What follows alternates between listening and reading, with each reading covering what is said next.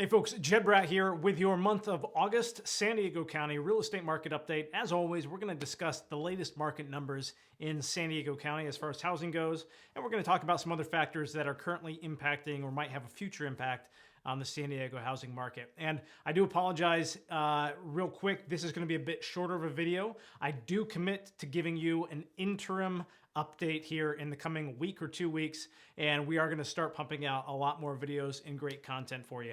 I commit to it.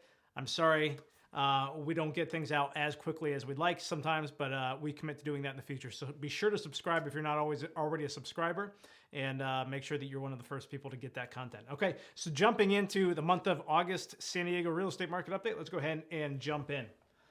Now, looking at the standard numbers as we always do, we are looking at the active listings in San Diego County.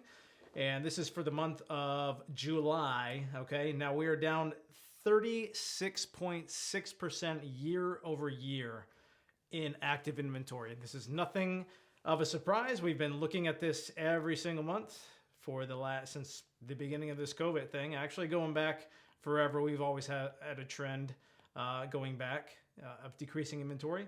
But nonetheless, this has only become exacerbated, times 5 during COVID. So 36.6% down decrease. This is only adding to the difficulties that buyers are facing in the current market. New listings come in the market is 1.1% up year over year. Now, don't get caught up in this. This doesn't mean that we have 1.1% more inventory right now than we did this time last year. This is simply properties that are being listed for the first time.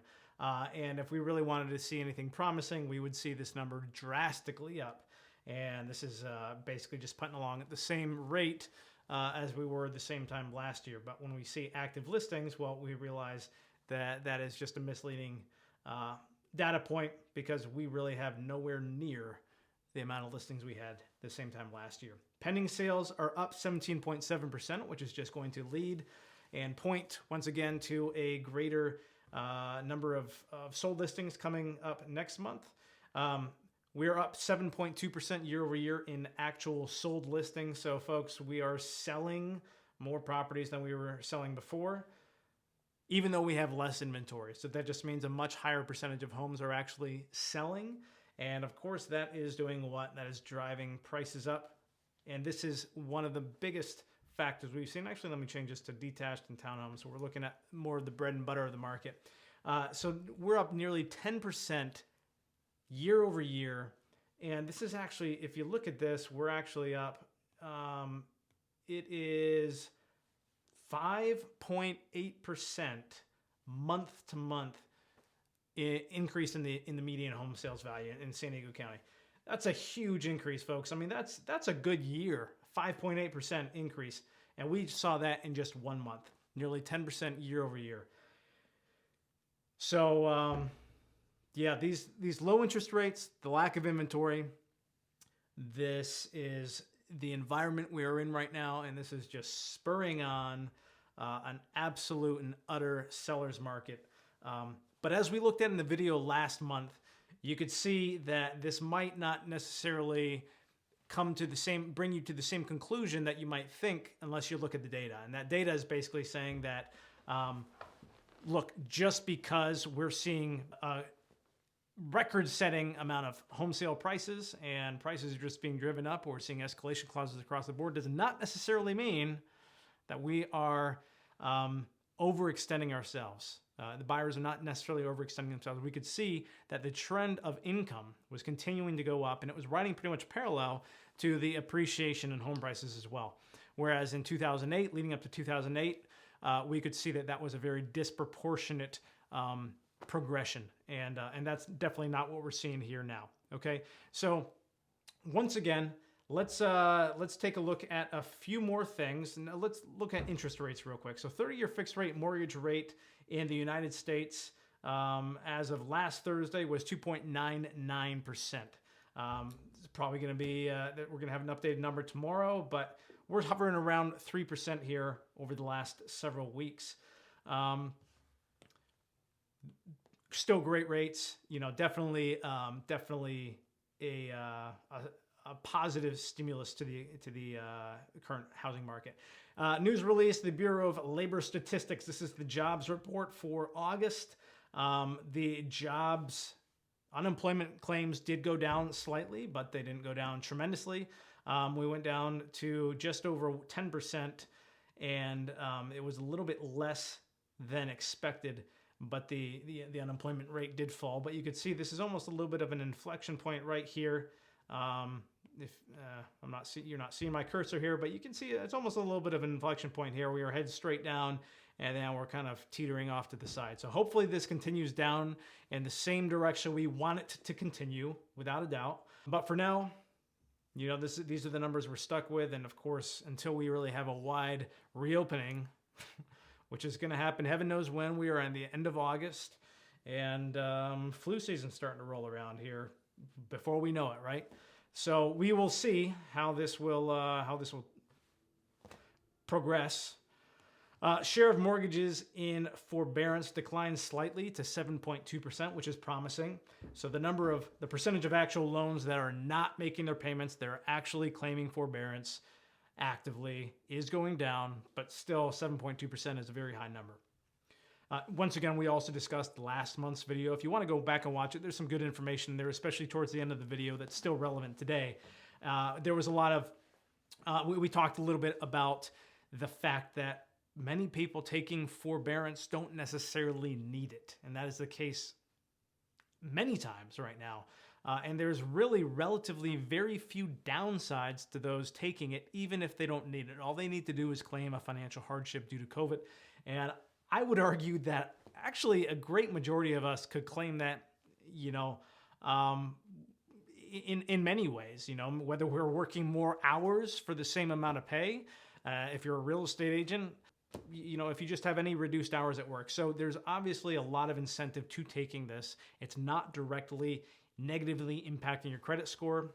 Of course, I'm of the opinion that there might be negative repercussions to be seen down the road for those that took it, but on the official record, that's not supposed to be the case, okay?